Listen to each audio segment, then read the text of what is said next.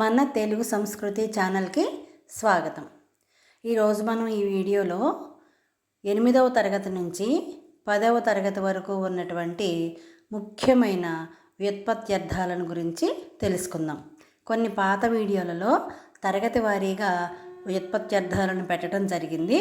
ఇందులో ఇంకా కొన్ని ఉన్నాయి కొత్తవి, అందుకని ఈ వీడియో కూడా పెట్టడం జరుగుతుంది. ఇప్పుడు మనం వ్యుత్పత్త్యర్థాలు వీటి గురించి తెలుసుకుందాం.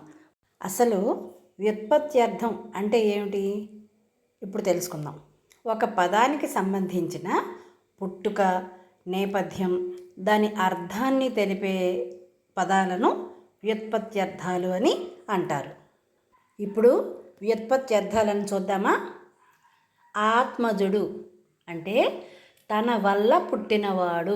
ఆత్మ అంటే తన అని అర్థం వస్తుంది కదా. తన వల్ల పుట్టినవాడు ఎవరు? కుమారుడు. చూడండి, అసలు పదం వేరే ఉంటుంది, దాని యొక్క పుట్టుక వల్ల ఎలా వస్తుందో అనేది మనకి ఇక్కడ తెలుస్తుంది. రెండవది క్ష్మాపాలుడు అంటే భూమిని పాలించేవాడు ఎవరు? రాజు. గురువు అజ్ఞానం అనే అంధకారాన్ని పోగొట్టేవాడు, ఉపాధ్యాయుడు.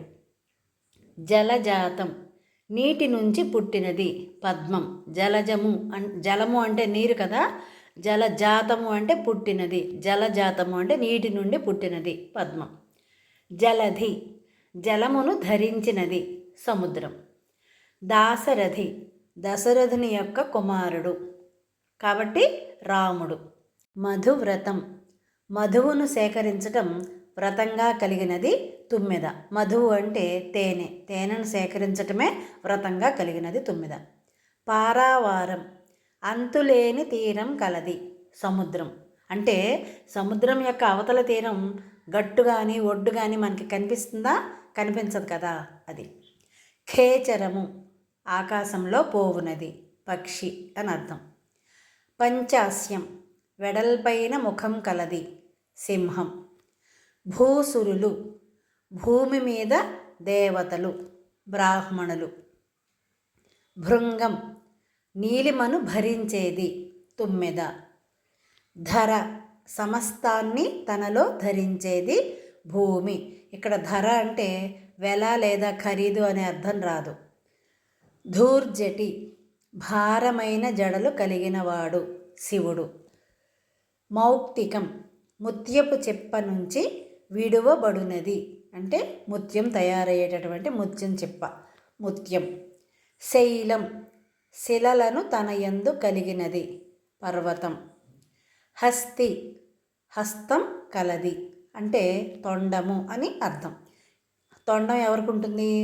ఏనుగుకు ఉంటుంది కదా, ఏనుగు అని అర్థం. మోక్షం జీవుణ్ణి పాశం నుంచి విడిపించేది, ముక్తి. ఫలానా ఆయనకి మోక్షం కలిగింది అంటారు చూసారా, అంటే ముక్తి కలిగింది అని అర్థం. వనజం వనము అంటే నీరు, అడవి అని ఒక అర్థం వస్తుంది, ఇక్కడ మాత్రం నీరు అని అర్థం. వనజము అంటే వనం నుండి పుట్టినది లేదా వనంలో పుట్టినది, నీటిలోను పుట్టినది అని అర్థం. పద్మం. శివుడు సాధువుల హృదయాన శయనించి ఉండేవాడు, మంగళప్రదుడు, ఈశ్వరుడు. కార్ముకం కర్మకారునిచే తయారు చేయబడినది, విల్లు లేదా ధనుస్సు అని అర్థం. సన్యాసి సర్వము న్యాసం చేసినవాడు అంటే అన్నిటినీ వదిలేసినవాడు, అంటే ఇహపర సుఖాలు కానీ కోరికలు కానీ ఏమీ లేనివాడు అని అర్థం. తార దీనిచే నావికులు తరింతురు, చుక్క అంటే ఏమిటి? నక్షత్రం కదా. పూర్వం నావికులు నక్షత్ర గమనం ద్వారా దారి తెలుసుకుని నావల్ని నడిపేవారట. దినకరుడు దినాన్ని కలుగజేయువాడు. ఇక్కడ దినము అంటే రోజు అని అర్థం. ఎవరు దినాన్ని కలుగజేయువాడు? సూర్యుడు. సూర్యుడు వస్తేనే మనకి పగలు అవుతుంది, చంద్రుడు వస్తే రాత్రి అవుతుంది, ఒక్కోసారి చంద్రుడు రాకపోయినా రాత్రి అవుతుంది. ధరణి సమస్తాన్ని ధరించున్నది, భూమి.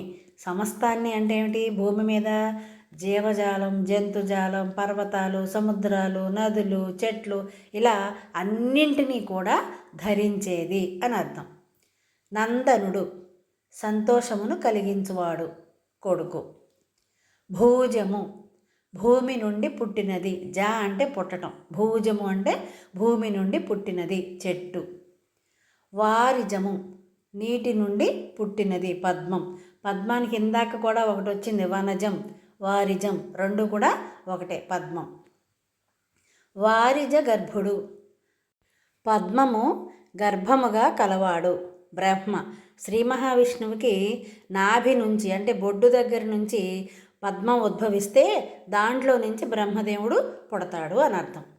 స్రవంతి పర్వతాదుల నుండి ప్రవహించేది, ప్రవాహాన్నే స్రవంతి అని అంటారనమాట, నది. అంబుజనాథుడు పద్మం నాభియందు కలవాడు, నాభి అంటే బొడ్డు, పద్మం బొడ్డు యందు కలిగినటువంటి వాడు ఎవరు? శ్రీ మహావిష్ణువు.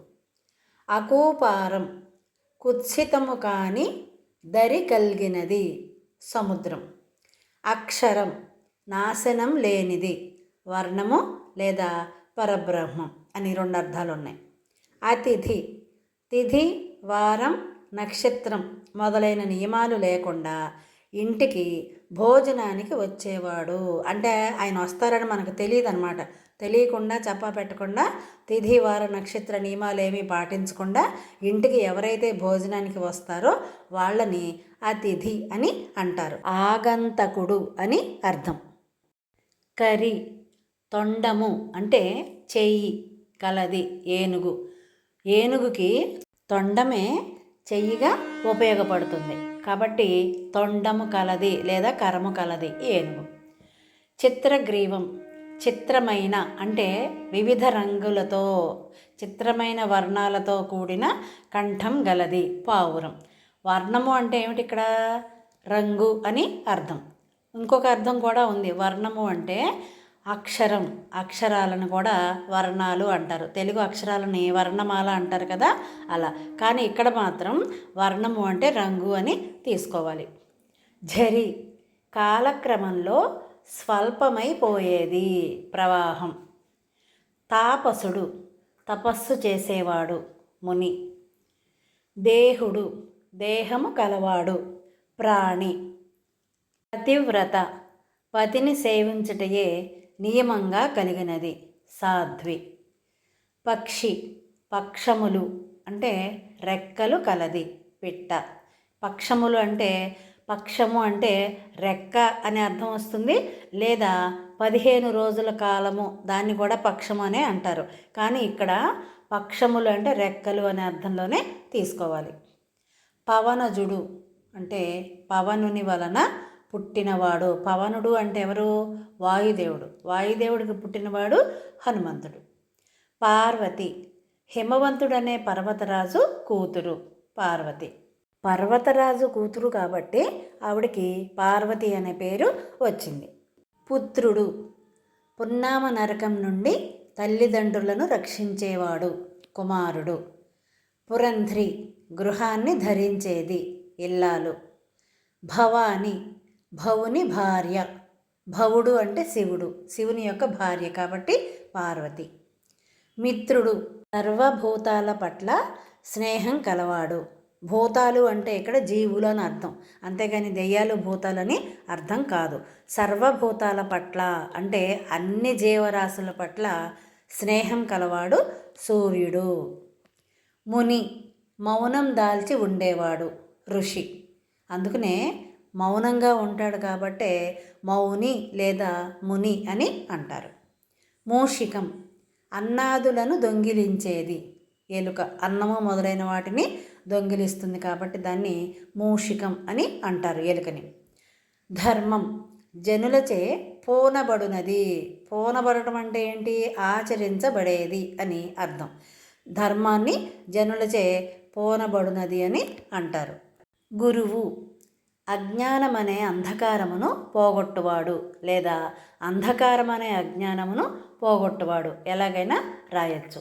ఎవరో మనలో ఉన్నటువంటి అజ్ఞానం అనే అంధకారాన్ని తొలగించేది గురువు. ఆయన్నే ఉపాధ్యాయుడు లేదా ఉపాధ్యాయురాలు అని అంటారు. అతిథి ఇందాక వచ్చింది కదా, దాశరథి ఇందాక వచ్చింది. ధార్మికుడు, ధర్మాన్ని ఆచరించేవాడు, పుణ్యాత్ముడు. ధర్మాన్ని చెప్పటం వేరు, ఆచరించటం వేరు. చెప్పటం చాలా తేలిక, కానీ ఆచరించటం మాత్రం చాలా కష్టం. తర్వాత నగరం, కొండల వలె పెద్ద పెద్ద భవనములు కలది. పట్టణం, నగ అంటే పర్వతం అని అర్థం. ఇక్కడ కొండల వలె ఉంటాయంట పెద్ద పెద్ద భవనాలు, కాబట్టి దానికి నగరం అనే పేరు వచ్చింది. పట్టణం. పక్షి ధ్వంసకుడు, పక్షులను ధ్వంసం చేసేవాడు అంటే నాశనం చేసేవాడు. ఎవరు? వేటగాడు. వేటాడి వేటాడి పక్షులన్నింటినీ నాశనం చేస్తాడు. భాస్కరుడు, కాంతిని కలుగజేయవాడు. ఎవరు మనకి కాంతిని వెలుతురుని ఇచ్చేది? సూర్యుడు. విద్యార్థి, విద్యార్జన చేయువాడు, విద్యార్థి. విహంగం, ఆకాశంలో వెళ్ళునది, పక్షి. ఇందాక ఖేచరం అని కూడా వచ్చింది కదా. శరీరం, రోగాదులచే శిథిలమయ్యేది, మేను. సూర్యుడు, శౌర్యము ప్రదర్శించేవాడు అంటే వీరుడు. హృదయం, హరింపబడునది, గుండె. క్షేత్రం, దైవం వెలిసిన ప్రాంతం, దేవాలయం. అంగన, శ్రేష్టమైన అవయవములు కలది, స్త్రీ. ఈశ్వరుడు, స్వభావం చేతనే ఐశ్వర్యం కలవాడు, శివుడు. విన్నారు కదా వ్యుత్పత్త్యర్థాలు. ఇవి 8, 9, 10 తరగతుల విద్యార్థులకు, అలాగే టెట్ మరియు డిఎస్సి రాసే అభ్యర్థులకు కూడా ఉపయోగకరంగా ఉంటుంది. ఇలాంటి మరిన్ని వీడియోల కోసం చూస్తూనే ఉండండి మన తెలుగు సంస్కృతి ఛానల్. జై హింద్, జై భారత్.